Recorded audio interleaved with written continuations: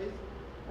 Semana passada a gente viu com o pastor que os coríntios estavam exaltando a sabedoria humana, mas Paulo demonstrava que o meio da salvação, que Deus escolheu para a salvação, é a crucificação de Cristo.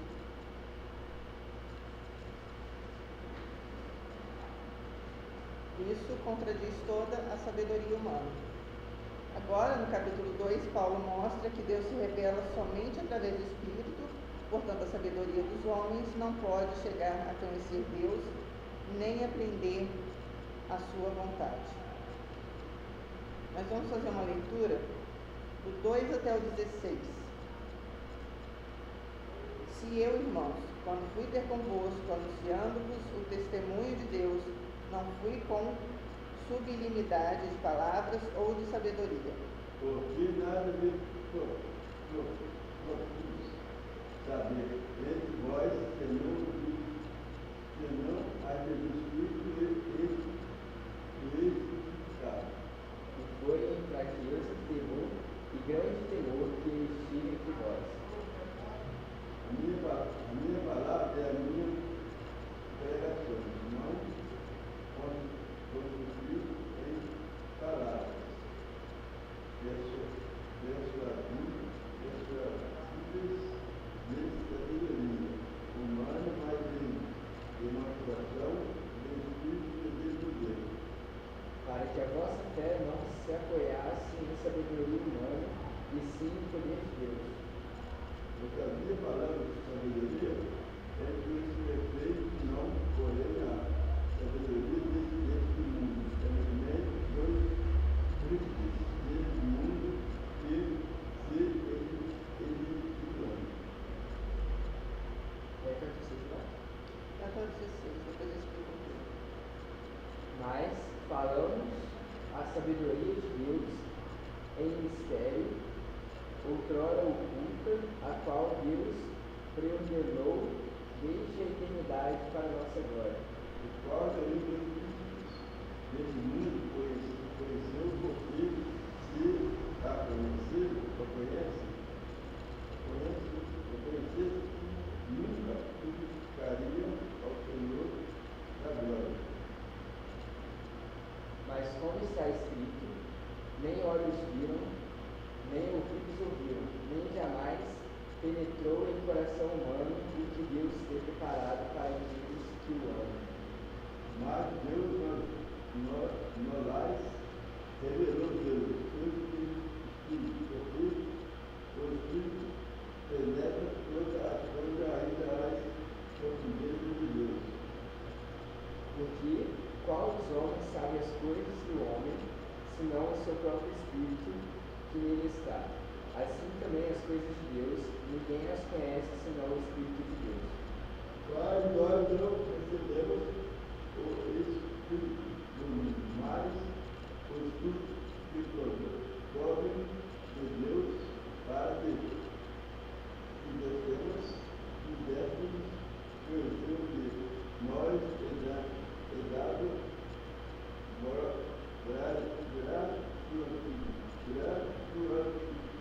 gratuitamente por Deus. Disso também falamos, não em palavras ensinadas pela sabedoria humana, mas ensinadas pelo Espírito, conferindo coisas espirituais como espirituais. Ora, o homem natural não compreende as coisas do Espírito de Deus, porque lhe parece loucura, ele não pode entendê-las, porque elas se disseram espiritualmente. Porém, o homem espiritual julga todas as coisas, mas ele mesmo não é julgado por ninguém. Porque quem conheceu a mente do Senhor, para que possas intuir, mas nós temos a mente de Cristo. Amém. Do 1 ao 5, nós vemos os métodos de ensino. Deus escolheu uma mensagem simples, que Paulo proclamou de modo direto. Ele não mostrou eloquência retórica, né? Não mostrou a sabedoria que ele tinha aprendido nos templos com os professores dele, mas simplesmente declarou Cristo e a sua crucificação. Muitos líderes religiosos até hoje procuram projetar uma imagem de ostentação, usando palavras difíceis, pessoas com muita autoconfiança. Paulo mostrou humildade, sentindo a sua inadequação diante da tremenda tarefa de proclamar a vontade do Senhor. A sua recusa a fascinar sua audiência com seu próprio encanto e cultura deixaram a fé do povo repousando no Senhor e não nele mesmo. A gente vê que Paulo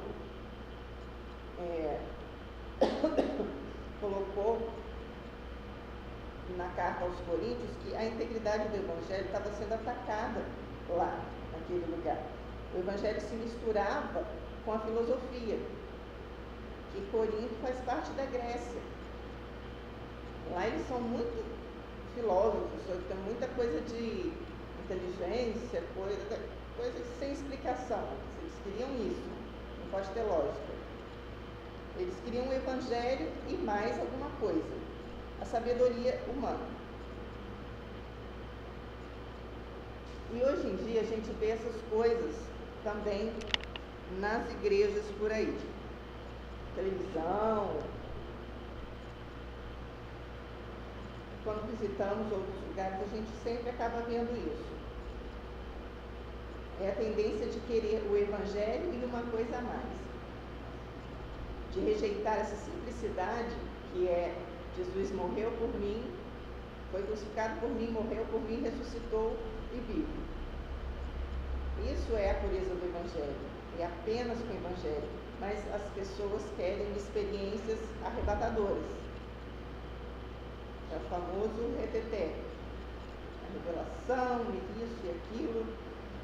E lá em Corinto, isso estava misturado já com o pragmatismo. Nós temos também essa mistura hoje.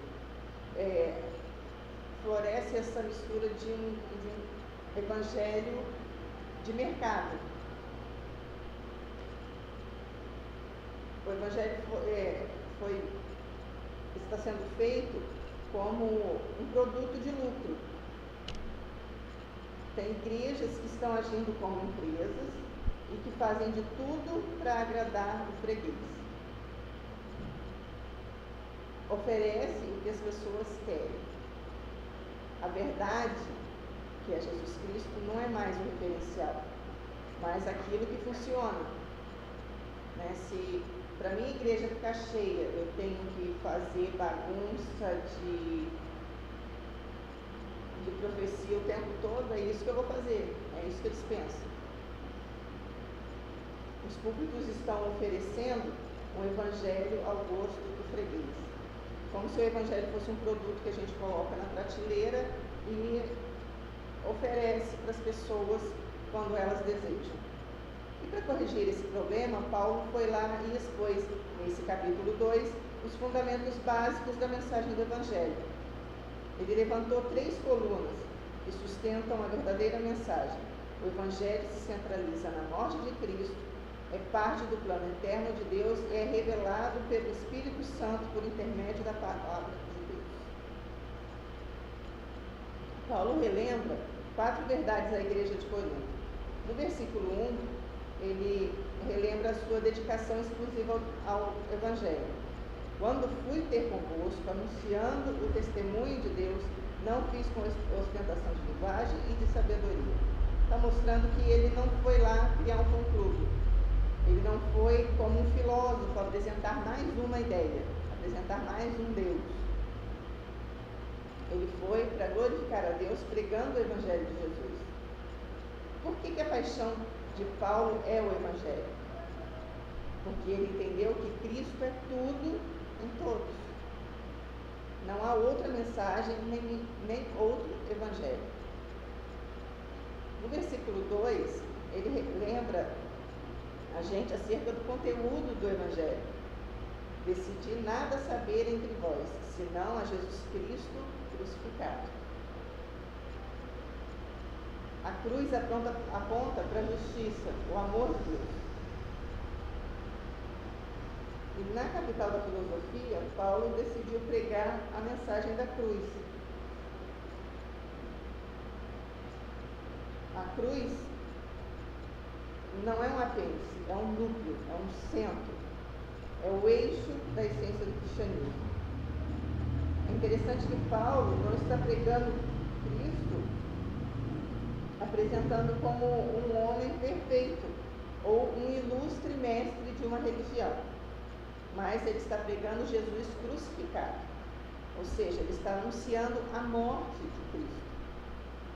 Todas as vezes que a igreja perde de vista a centralidade da morte de Cristo, ela perde a essência do propósito do Evangelho. A mesma cruz que era escândalo para judeus é loucura para os gregos. Esse era o conteúdo da pregação de Paulo. Paulo se gloriava daquilo que os judeus e os gregos se envergonhavam. Paulo escandalizava a cidade de Corinto ao dizer que Cristo crucificado que se encarna a verdade e a sabedoria de Deus. Para Paulo, o Evangelho é absolutamente cristocêntrico. Mas o que é cristocêntrico, pastor? É Cristo no centro de tudo. Cristo é nosso sol. O Evangelho circula pela mídia e está perdendo essa centralidade da cruz. Ele está se centralizando no homem. O Evangelho deixou de ser Cristo no centro para se tornar o homem no centro. Quando a gente vê programas de igrejas na televisão, você não fala, eu vou ouvir Jesus Cristo. Você fala, eu vou ouvir o pastor fulano de tal, o bispo fulano de tal, o apóstolo fulano de tal. Nunca é Jesus Cristo ali. É sempre o homem. O homem virou o centro. No versículo 4, Paulo nos relembra acerca da maneira de pregar o Evangelho. Ele diz assim: a minha palavra e minha pregação não consistiram em linguagem persuasiva de sabedoria, mas em demonstração do Espírito e do poder. É possível que o pregador cometa um grave erro de dar mais ênfase à forma do que ao conteúdo. E quando a forma passa a ser mais importante do que o conteúdo, vai-se cair no mesmo erro de filósofos que iam às praças e disputavam quem falava mais bonito, quem falava melhor. Paulo não estava preocupado em falar bonito, mas em pregar uma mensagem que realiza mudança na vida das pessoas. O evangelho que precisamos é um evangelho de simplicidade, da pureza e do poder do Espírito Santo, que transforma o coração do homem. Não é a beleza retórica humana, mas o poder do Espírito Santo. Paulo não está desencorajando esse preparo que a gente faz para pregar, de estudar, de procurar o melhor para passar para as pessoas, mas ele enfatiza sobre onde os holofotes têm que estar, o que o centro dessa pregação tem que ser. Não pode ser eu, não pode ser o pastor, não pode ser um outro pastor convidado, tem que ser Jesus. Ele tem que ser o centro. A gente é só um canal usado por Deus para falar de seu filho.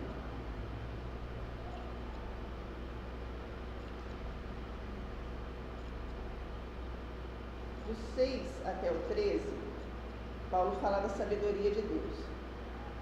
De fato, a salvação de Deus é sábia.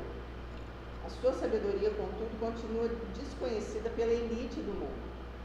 Desde que a sabedoria de Deus não pode ser descoberta pelo raciocínio humano, nenhum homem pode jamais chegar a entender a vontade de Deus pelo seu próprio entendimento ou pesquisa. Pode ver que pesquisam e não conseguem nada. Tem até... eles estão falando aí de uma semente de Deus, a fagulha de Deus, um negócio assim. Porque eles acham que o mundo foi criado por uma explosão. E eles conseguiram recriar, né, copiar, que foi Deus que criou, então eles conseguiram copiar uma coisa que dali dá para se tirar a vida. É como se fosse um novo Big Bang. E eles estão fazendo isso, mas estão até falando que esses tsunamis, esses maremotos, acontecem por causa disso, por causa dessas tentativas. E quando eles mexem com isso, com essa fagulha, ela vai diretamente no núcleo e faz aquela bagunça toda lá no núcleo e mexe com as coisas no mar, principalmente, porque se fosse na Terra, já tinha feito mais um hemisfério, de tão forte que é. Então, faz no mar e acontece esses tsunamis todos aí, acabando com as coisas.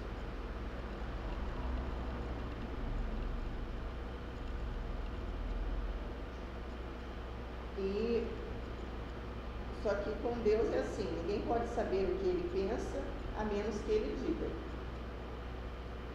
Do mesmo modo, ninguém pode conhecer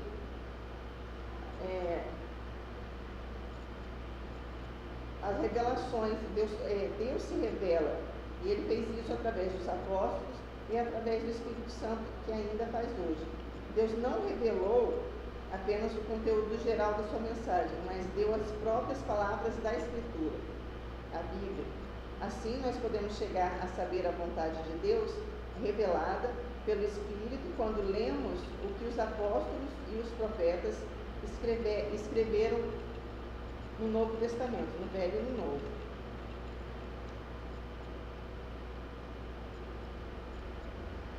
O Espírito Santo habita nos salvos. Paulo está dizendo que nós nos tornamos sábios na medida em que recebemos uma informação de fora para dentro. Nós nos tornamos sábios quando o Espírito Santo, o agente da verdadeira sabedoria, vem habitar em nós. É o Espírito Santo que nos comunica a verdadeira sabedoria de Cristo. O Espírito Santo não só habita nos cristãos, mas também sonda a profundeza do ser de Deus. Nos versículos 10 e 11, Paulo faz uma comparação muito bonita. Como é que o homem entenderá a Deus? Ele diz que ninguém entende o homem a não ser o Espírito que está dentro do homem. De fora, os outros homens podem até achar que conhecem, mas fazem conjecturas, pois ninguém conhece o homem a não ser o Espírito que há dentro dele. É como eu falar assim, eu sou mãe, eu tenho 3 filhos, eu conheço meus filhos. Não conheço, porque eu não sei o que meu filho está pensando. É a mesma coisa que eu falar que eu conheço o Senhor. Posso até conhecer, mas não profundamente, porque eu não sei o que o Senhor está pensando. Mas Deus nos conhece a todos nós. E nós não podemos falar isso. Eu conheço a Deus, sei o que Deus está pensando. Não, eu sei o que Deus quer de mim, o que Deus quer da gente. O que Ele está pensando, não sabemos. Paulo explica, assim, que ninguém fora Deus consegue sondar o ser de Deus, somente o Espírito Santo. Ele é capaz de sondar as profundezas de Deus e é por isso que dependemos do Espírito Santo para conhecer as verdades do Evangelho. Se a gente não tiver o Espírito Santo e ler a Bíblia, a gente vai estar fazendo uma leitura de um livro qualquer, não da palavra de Deus. Ele nos ensina, abrindo o nosso entendimento, ao lermos e estudarmos a palavra de Deus. O Espírito Santo nos leva à maturidade espiritual.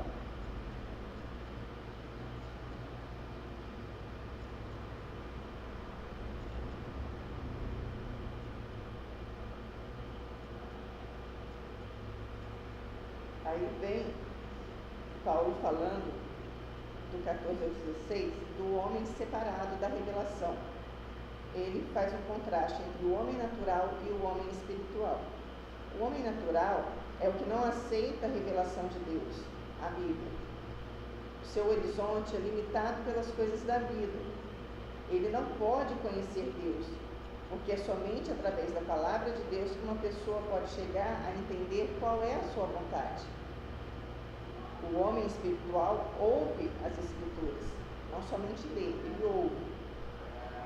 Confia no que Deus revelou, que a Bíblia é a revelação de Deus para nossas vidas. Enquanto as pessoas mundanas consideram tolo o homem espiritual, isso não importa. Afinal, foram os sábios desse mundo que crucificaram o Senhor da glória.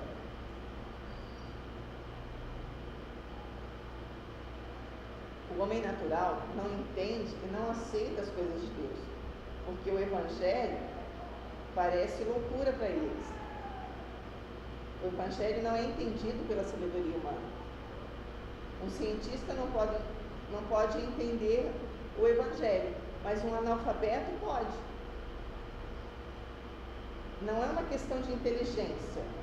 O que Paulo está dizendo é que o homem natural, o sábio, segundo esse mundo, não entende as coisas de Deus, porque as coisas espirituais se discernem espiritualmente. O que o mundo aplaude, o reino de Deus rejeita. Aquilo que o reino de Deus enaltece, o mundo não dá valor. No versículo 15, Paulo diz: o homem espiritual discerne todas as coisas, mas ele mesmo por ninguém é discernido.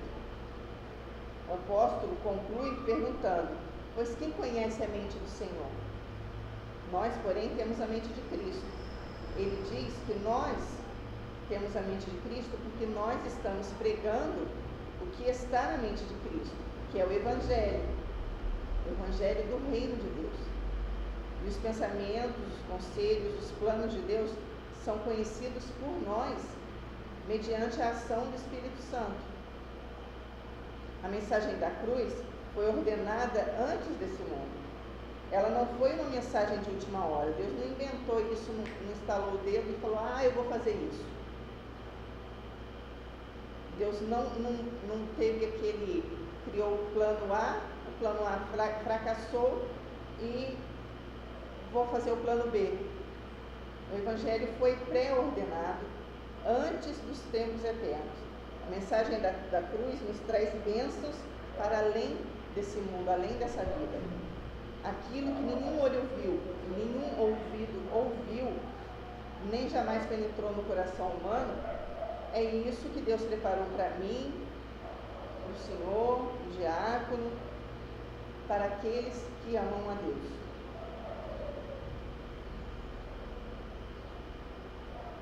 A autorrevelação direta de Deus é impossível de ser descoberta pelo homem, pelo Evangelho, pelo engenho do homem, pela sabedoria do homem. Envergonha todas as tentativas de exaltar a sabedoria humana. O capítulo é curtinho e eu não vou entrar no 3 porque é diferente, é assunto diferente.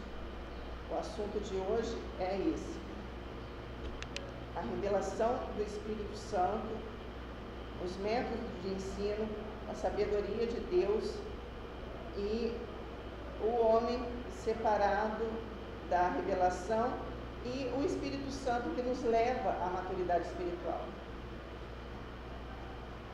Aí, não tenho feito isso, não fiz isso com a carta aos Romanos, mas vou fazer um pouquinho com a carta de Corinto, com a 1 Coríntios. Qual era a maneira de Paulo pregar?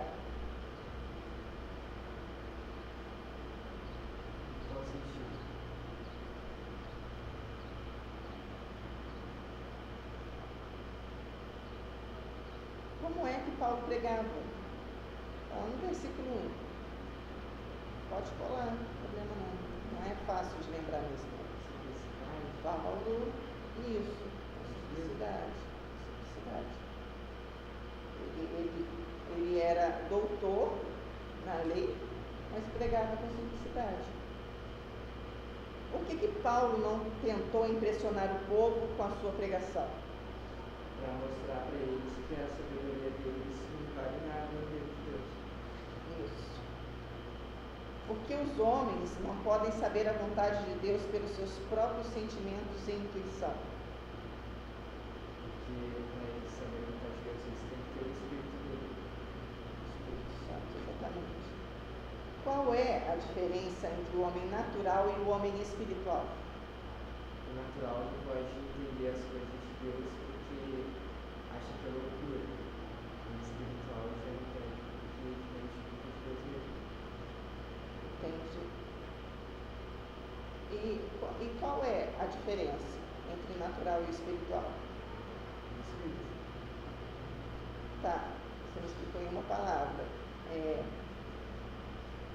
Com suas palavras, me explica o que é natural e o que é espiritual. Natural é tipo, a pessoa só acredita na lógica. O espiritual já tem fé nas coisas que o natural seria impossível. Com esse capítulo 2, isso aí que você falou, no que se refere aqui no capítulo 2?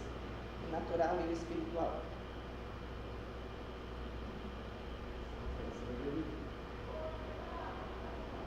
Tá, e para eles a sabedoria, a nossa sabedoria é loucura.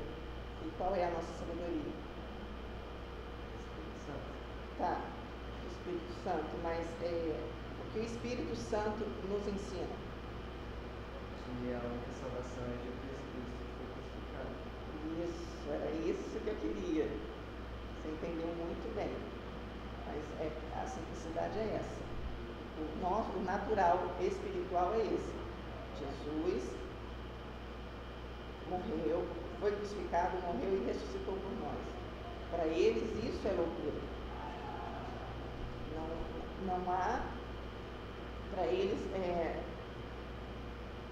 uma coisa incabível um pai mandar o filho morrer por pessoas que não merecem nem uma gota de sangue dele. E ele derramou toda e até a sua glória foi para isso. Então, meus queridos, foi curtinha, porque o capítulo é curtinho. E como a gente está estudando capítulo por capítulo, não é pastor